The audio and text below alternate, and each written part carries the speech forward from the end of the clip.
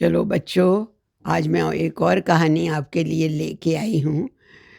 कहानी से देखेंगे कि क्या हमें शिक्षा मिलती है, आपको भी कैसी लगती है, मुझे अवश्य आप बताइएगा। आपके मम्मी-पापा भी देखें तो उनको भी अच्छा लगेगा। एक गाँव में रामू, श्यामू और रीना 3 भाई-बहन थे। ये अपने माता-पिता घनश्याम जी और रामप्यारी के साथ रहते थे। छोटा-सा घर था, गरीब थे, पता नहीं क्यों इतने ज़्यादा गरीब थे। चाहे उनके पास एक छोटा-सा खेत था, लेकिन उसमें कुछ भी नहीं उगता था। तो उसके पिता घनश्याम किसी छोटे से ज़मींदार के पास काम करते थे, उनको पैसे भी मिलते थे वहाँ से। अपने खेत में कोशिश करते थे, कभी तो कुछ फसल हो जाती थी, कभी नहीं। तो इसी तरह से घर का गुज़ारा होता था। ये बच्चे गाँव के ही स्कूल में तीनों बच्चे पढ़ते थे। माँ खाना-वाना बनाती थी, बड़ा ख़्याल रखती थी और इस बात का ख़ास ख़्याल रखती थी कि बच्चे ईमानदारी से काम करें, खूब अच्छे से पढ़ें और लायक बनें। उसको ये था कि मेरे बच्चे हमारी तरह से अनपढ़ नहीं रह जाएँ। तो बड़ा वाला लड़का रामू 8वीं में था, श्यामू छठी में और रीना 7वीं में थी। सब अपने स्कूल जाते थे, पढ़ते थे, करते थे, उनको अच्छा भी लगता था। लेकिन एक बार ऐसा हुआ कि घनश्याम का जो काम था, वो ज़्यादा अच्छा नहीं हुआ, उसको तनख्वाह भी नहीं मिली, अनाज भी घर में नहीं रहा, तो बिल्कुल ही घर जैसे ना खाने को ही उनके पास नहीं था। रामप्यारी किसी न किसी तरह से इधर-उधर से माँग के खाने का गुज़ारा करती, पर कैसे चलता इतने बड़े परिवार का। तो बहुत दुखी हुई। तभी इन बच्चों को ये लगा कि हमारे पिता ही लगे रहते हैं, हम भी कुछ करें। तीनों ने मिल के सोचा और रामू और श्यामू ने कहा कि पढ़ने के बाद स्कूल से आके हमारे पास बहुत समय होता है, क्यों ना हम चुपके-चुपके बिना पिता से पूछे ही एक किसी के खेत पे काम कर लें। दोनों बड़े खुश हुए।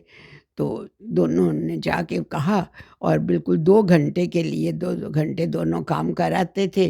कुछ पैसे भी देने के उसने वायदा किया और कहा जिससे कटाई होनी है आपको अनाज भी मिल जाएगा। तो उन्होंने कहा मैं पहले ही अनाज दे दो, 2-3 दिन काम करने के बाद उसको थोड़ा वो मिल गया अनाज, वो ले आए।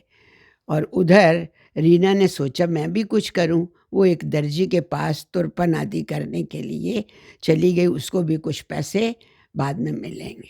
तो जब घनश्याम ने और रामप्यारी ने देखा कि ये अनाज आया हुआ है, तो बड़े हैरान हुए, ये कहाँ से आ गया?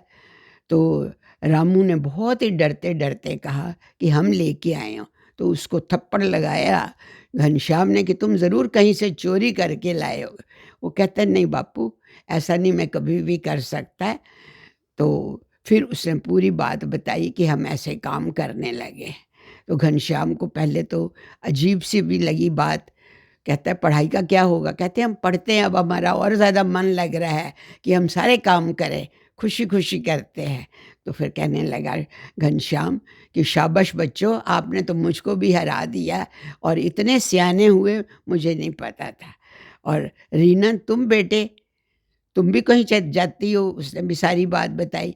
तो सारे कहने का भाव ये कि सबको बहुत खुशी हुई कि हमारा परिवार बहुत अच्छा है और अच्छे से काम कर रहा है। लेकिन फिर भी अभी ना तो पैसे उसको अभी खेतों से मिले थे, ना कुछ, कोई हालात ज़्यादा अच्छे नहीं थे। तो शामू जो छोटा था, वो स्कूल जाता था, दोनों ही स्कूल बच्चे जा सारे बच्चे स्कूल जाते थे। माँ टिफ़िन में खाना बनवा रख देती थी और ले जाते थे। शामू ने देखा कि एक बुड्ढा बाबा काफ़ी गरीब सा है, बीमार सा है, तो बैठा हुआ है। उसने बाबा ने उसको कहा बेटे थोड़ा-सा इस लोटे में पानी ला दो, मेरी तो बुरी हालत हो रही है प्यास के मारे, भूख भी लगी है लेकिन पानी पी के मैं अपना पेट भर लूँगा। ये दौड़ा गया, पानी ला के उसको दे दिया। तो कहने लगा, "बाबा, आपको खाना खाना है?" वो कहते हैं, "हाँ, मुझे खिलाएगा तू?" उन्होंने कहा ये देखिए मेरा ये टिफ़िन है, ये आप रख लो, 1 बजे मुझे छुट्टी होगी, खाली टिफ़िन मुझे वापसी में दे देना। तो बाबा ने कहा बेटे तुम क्या खाओगे? कहता कोई नहीं, मेरा भाई है ना वो मुझे खिला देगा, दोस्त भी मेरे बड़े अच्छे हैं। तो वो चला गया। लौटते में उसने टिफ़िन भी खाली ले लिया। 4-5 दिन तक वो ऐसे ही करता रहा, टिफ़िन भी थोड़ा-सा खाना ज़्यादा ले आता और बाबा को देता। बाबा भी बड़े खुश, कहते बहुत ही अच्छा लड़का है।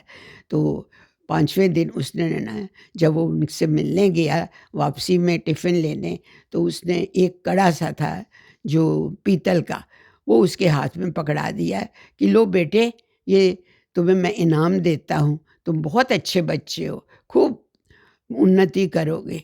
ये कड़ा ऐसा है, सँभाल के रखना, किसी को भी ना बताना। जब बहुत मुसीबत कोई आए, तो तुम इससे वरदान माँगना, जो कुछ माँगोगे तुम्हें मिलेगा।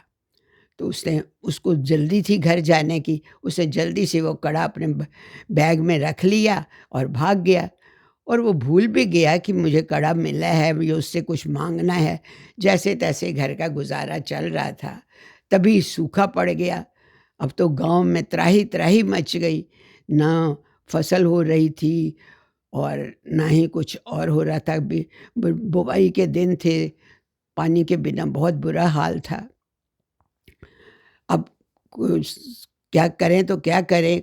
कोशिश ज़मींदारों ने, बड़े ज़मींदार ने भी, दूसरों ने मिल के बहुत कोशिश की, सरपंच वगैरह ने भी, पर उनसे उनकी कहीं चली नहीं और वैसे ही सूखा पड़ता रहा। लोग रोते रहे, बीमारी भी आ गई, त्राही-त्राही मची रही। तभी इसको लगा शामू को, देखें तो सही वो कड़ा मेरे पास था। तो वो क्या कहता है हम कुछ उससे माँगे, तो चुपके से उसने कड़ा निकाला, अंदर गया, दरवाज़ा बंद किया, हाथ जोड़ के उसने कहा, कड़े जी मैं आपसे प्रार्थना करता हूँ कि मुझे मेरे सामने आप प्रकट हो और मेरी प्रार्थना सुनो। तो अंदर से आवाज़ आई कि हाँ, बोलो बेटे क्या चाहिए? तो इसने हैरान हो गया कि वाक़ई जवाब मिल गया है, सच्ची-मुच्ची की कोई ख़ास बात है। वरदान मुझे मिलने लगा। उसने आवाज़ ने कहा, "माँगो वरदान, क्या माँगना है? पढ़ाई, लिखाई या घर में पैसा आए?" कहता है, "बाबा नहीं, वो तो हम मेहनत कर लेंगे। हाँ, देखो ना सारे गाँव के लोग भूखे मर रहे हैं। हम आपसे हाथ जोड़कर यही प्रार्थना करते हैं कि आप सूखा जो पड़ रहा है वो ख़त्म हो एकदम से हो जाए, फसल वर्षा भी हो, फसल अच्छी हो और इस गाँव के सारे लोग बहुत खुशी-खुशी रहें, प्यार से रहें, मिलें और पढ़ें-लिखें। तो बाबा ने कहा बेटे ये तो तुम उनके लिए माँग रहे हो, अपने लिए कुछ माँगो। कहते हैं जब गाँव वालों को मिलेगा तो मैं भी तो उसी में ही आ जाऊँगा, हमारा परिवार में ही आ जाएगा। मैं और कोई चीज़ नहीं, हम अपने आप पुरुषार्थ कर लेंगे। अब यही प्रार्थना करो हम ठीक रहें और खूब काम करते रहें। बाबा ने उस आवाज़ ने कहा बेटे जीते रहो, बहुत अच्छे बच्चे हो, ऐसे ही आप बने रहो, आपकी सारी इच्छा पूरी होगी। तो वो धीरे-धीरे करते ही वर्षा भी हुई, फसलें उगने लगी और 2 महीने के अंदर-अंदर ही देखते-देखते कितनी लहर-बहर हो गई। जब सब कहें कि एकदम से ये क्या जादू-सा हो गया, तो किसी एक ने पता था उसको, रामू को, उसके भाई को, तो उसने बताया सबको कि ऐसे-ऐसे बात हुई है। तो सारे जो प पंच लोग थे सब मिले और सब ने उस बच्चे को बुला कर शामू को कहा कि बेटे तेरे जैसे अगर बच्चे सारे हो जाएं तो कमाल ही हो जाए, किसी चीज़ की कमी ना रहे। तो सबको उन्होंने बताया कि देखो ये लड़का कितना निस्वार्थ भाव का है, इसने अपने लिए कुछ न मांग के हम सब के लिए मांगा है। तो इसलिए हमें भी बच्चों ऐसे ही काम करने चाहिए जिससे कि सिर्फ स्वार्थ की भावना ना हो। हम सब मिल के अब आगे से अपने गाँव को ऐसा चमकाएँगे, ऐसा अच्छा बनाएँगे कि लोग देखने आएँगे और वाक़ई उन्होंने सबने मिल के खूब ही मेहनत की, फसलें भी अच्छी हुई और सब धन-धान्य से पूर्ण हुए। तो बच्चों, हमें सबको मिलकर निस्वार्थी होकर सब काम करना चाहिए। करोगे ना ऐसे? हाँ, बहुत अच्छे बच्चे। तो अपने लिए ताली बजा लो और घर चलो। बहुत-बहुत शुभकामना।